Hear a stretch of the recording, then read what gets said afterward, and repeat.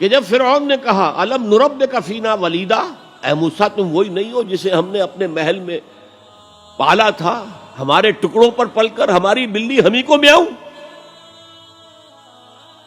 تو حضرت موسیٰ نے کہا وَتِلْكَ نِعْمَةٌ تَمُنُّهَا عَلَيَّ أَنْ عَبَّدْتَ بَنِي اسرائیل، یہ تم بڑا احسان جتا رہے ہو میرے اوپر کہ میں تمہارے محل میں پلا بڑھا ہوں، جبکہ تو نے میری پوری قوم کو غلام بنا رکھا ہے۔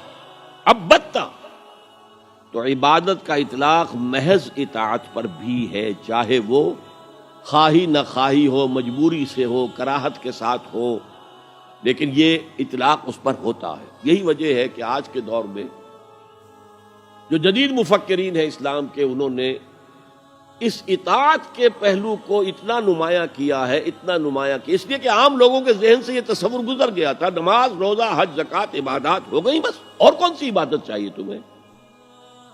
تو ان کو بتانے کے لیے نہیں، پوری زندگی میں اللہ کی اطاعت، ہمہ تن، ہمہ وقت، ہمہ جہت، ہمہ پہلو اطاعت۔ تو یہ صحیح بات ہے کہ جو ایمفیسائز کی گئی، اور آج بہت سے لوگوں کے سامنے یہ بات آ چکی ہے، بہت بڑی تعداد میں امت اس حقیقت کو جان چکی ہے کہ اسلام صرف مذہب نہیں، دین ہے، یہ مکمل نظام حیات ہے، یہ مکمل ضابطہ حیات ہے، اور اس سب میں اطاعت مطلق اللہ کی درکار ہے۔ لیکن ایک پہلو ابھی پوری طرح اجاگر نہیں ہوا۔ اللہ کی عبادت میں اگر وہ بالاکراہ ہو رہی ہے، طبیعت کے خلاف ہو رہی ہے، تو وہ منافقانہ اطاعت ہے۔ جیسے کہا گیا یہ منافق نہیں نماز کے لیے کھڑے ہوتے مگر کسل مندی کے ساتھ اور بہت ہی طبیعت پر جبر کر کے۔ کیا کرے، اس معاشرے میں کوئی مسلمان سمجھا ہی نہیں جا سکتا تھا جو نماز نہ پڑھتا تو نماز تو پڑھنی پڑ رہی ہے، وہ منافقت۔ اللہ کی اطاعت کاملہ اس کی محبت شدیدہ کے تحت،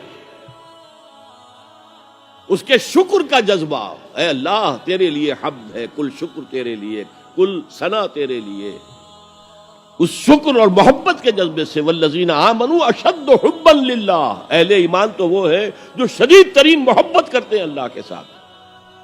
تو اللہ کی اطاعت مطلق، اس کی محبت شدیدہ کے ساتھ دو چیزیں جمع ہوں گی تو پھر وہ اللہ کی عبادت بنے گی۔ چنانچہ وہ جسد ہے تو یہ روح ہے، یہ جان ہے عبادت کی۔ اور فارسی کے دو الفاظ بخوبی ان کے فرق کو واضح کرتے ہیں۔ ایک ہے بندگی، جو ابھی میں نے شعر سنایا، بندگی وہ ہے اطاعت۔ ایک ہے پرستش، پرستش ہوتی ہے محبت سے۔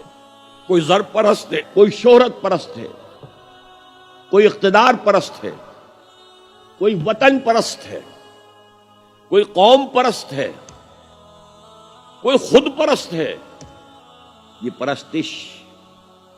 پرستار کہہ دیتے ہیں آج کل، جو مختلف ایکٹرز اور ایکٹریسز ہیں ان کے جو پرستار ہیں، پرستار کہلاتے ہیں۔ تو اللہ کی پرستش کے ساتھ اس کی اطاعت مطلقہ جمع ہوں گے تو عبادت بنے گی۔